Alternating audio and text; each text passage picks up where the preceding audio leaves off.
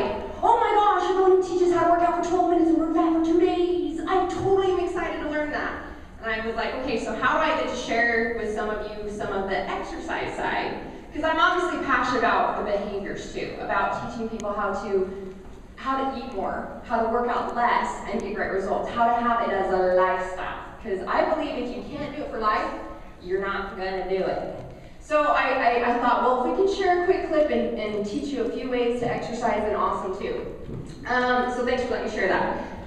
How many of you guys have ever, well, we've had so many powerful women here talking about the mind. And I feel like coming into it, a lot of the times with the body, people are looking for just teach me the behaviors, teach me what to do, what's that next thing? That's kind of the mindset I was stuck in for a lot of years, and what really shifted for me was breaking through the patterns, the barriers, and the things that are internal. So I'd like to ask you guys real quick to set out an intention.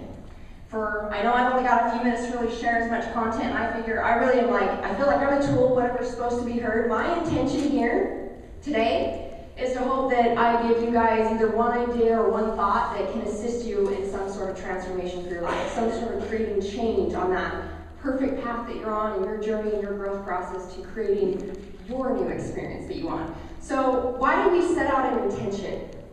Does anybody know why I would ask you to set out an intention as to what you want to get out of the rest of this event? Why can two people sit on the same front row in a seminar and have two completely different experiences? What they see, what they're looking for, all these things that we experience life through our perception.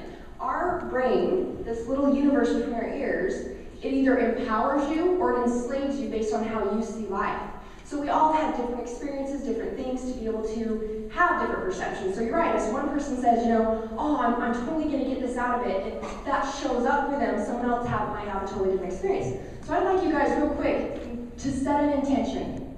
If you can write it down, or tell your neighbor, or just even inside your head say, what am I going to get out of the rest of today? I am creating this, or I am going to get this out of today. This is what I'm looking for. And the reason that I do that is that you guys can participate with me in a quick experiment. So everybody just hear, listen to my words, my direction. If you can clear your mind for a second, you guys open to participating? Yes? Okay, whatever you do, don't think of the color blue. Just whatever you do. Like any color in the rainbow, just no blue. Okay, no blue? No blue? So everybody got it? No blue. What was your experience? Blue! Right? It's like you're trying to fight it off with samurai swords in your head. Like, she said no blue. But that's because our mind works in pictures and visions. So whatever you are focused on, what do you say, what's the challenges in society, how do we operate? We say to your friends on the phone, well, I don't want to do this. If people come in and talk to me, I said, what do you want? And they said, well, I don't want to be fat and sluggish anymore. I don't want to miss out on life with my kids. I don't want. What am I seeing and what are they seeing when I say don't? The picture and the vision of it, right?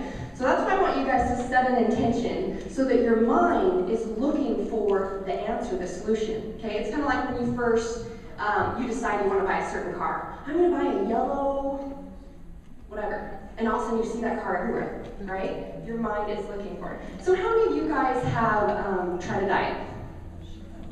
Yes? There's like 99.99% of the population, right? If not 100, right? Okay, so when you tried a diet, what happened after that?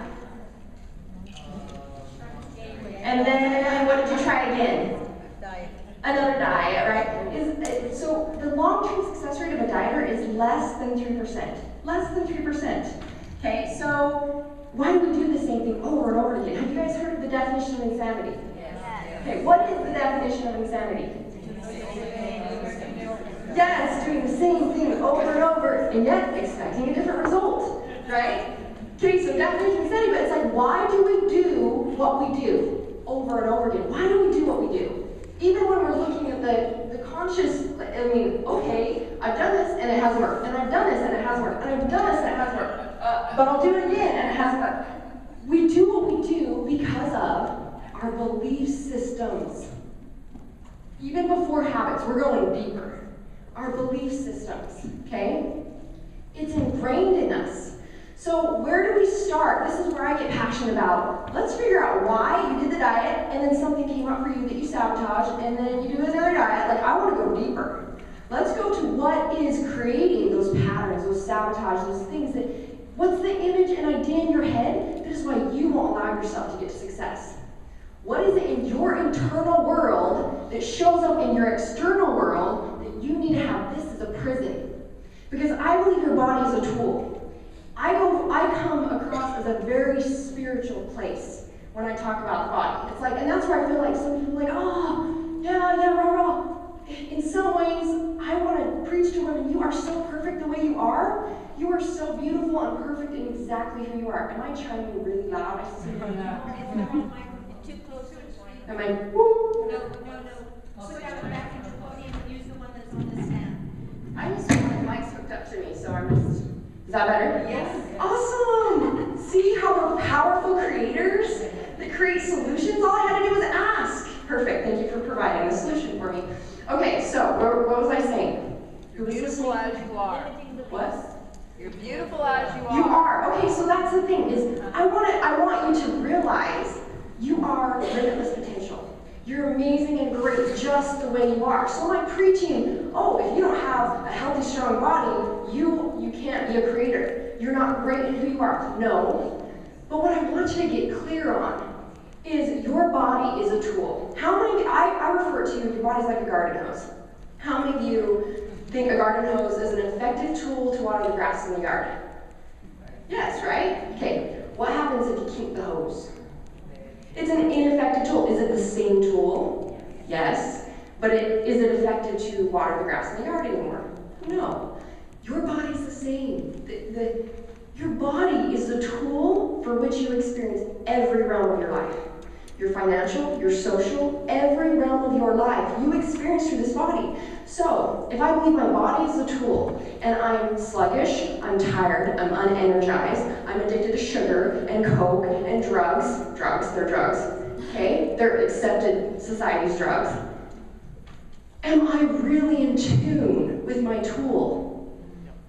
Am I really clear to let my source, my creator, my God, whatever you feel you want to call it, to be in alignment, to know what to say and who I interact with and what I'm supposed to do in every single situation of life?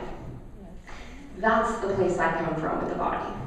Is that if I am clear in my greatness in here, it shows up here. And I deserve this. I deserve health. I deserve energy. I get to live in this life because I realize I'm worth it.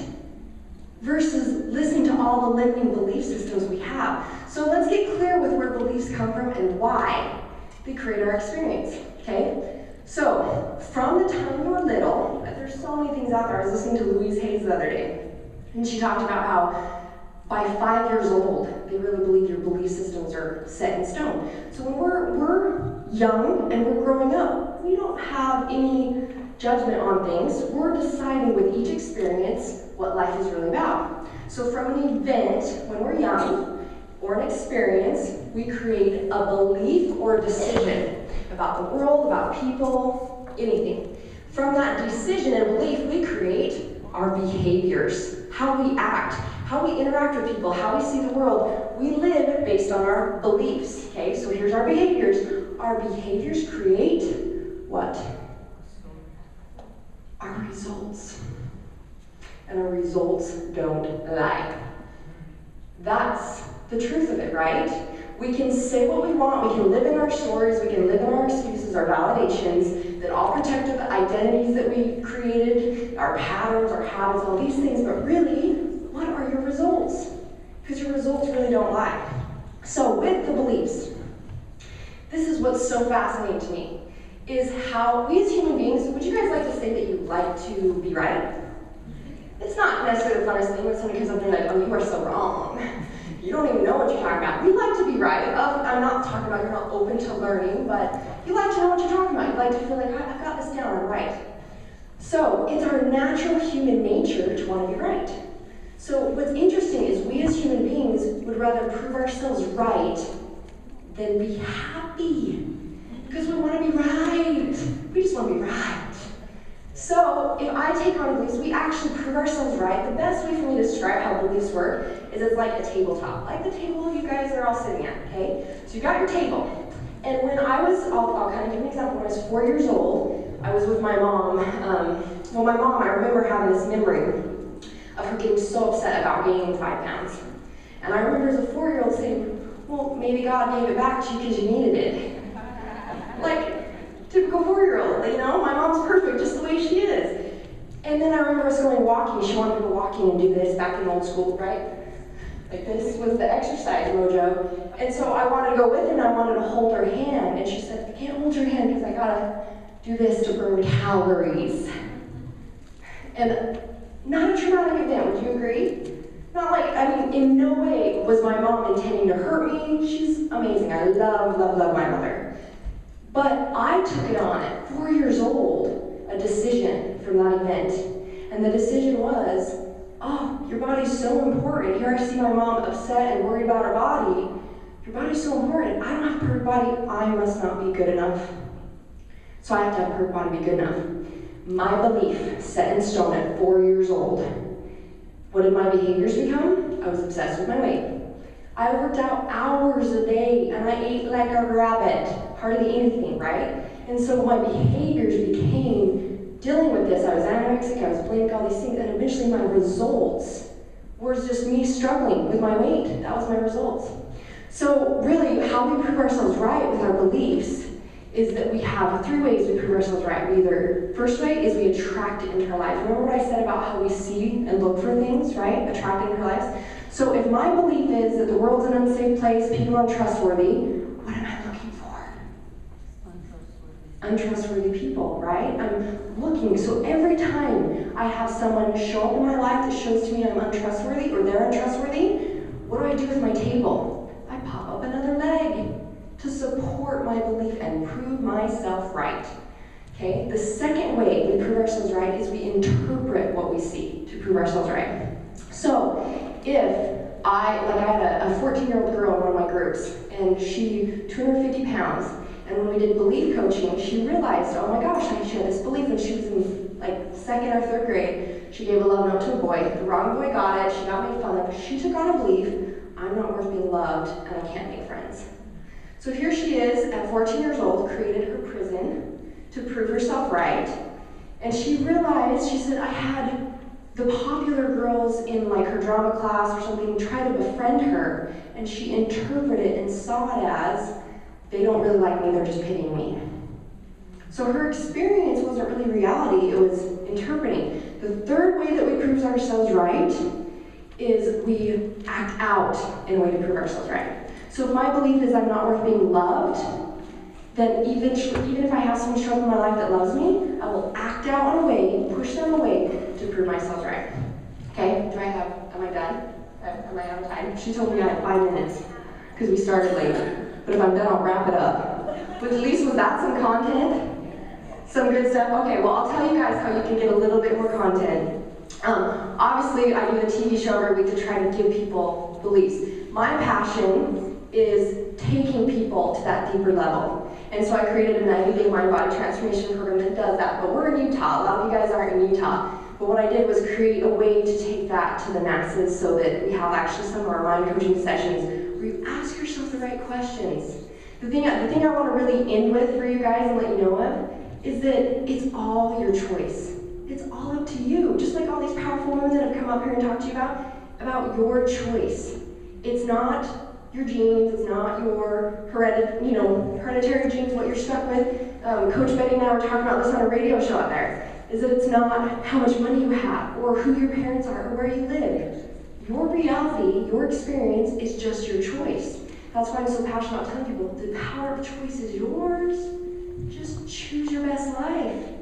So if you guys have questions we can assist you with, we've got lots of ways that we're trying to help people not only learn the behavior side, how to eat more and work out less, but also learn this mind side and just asking yourself the right questions. So thanks you guys for letting me come here and share with you today.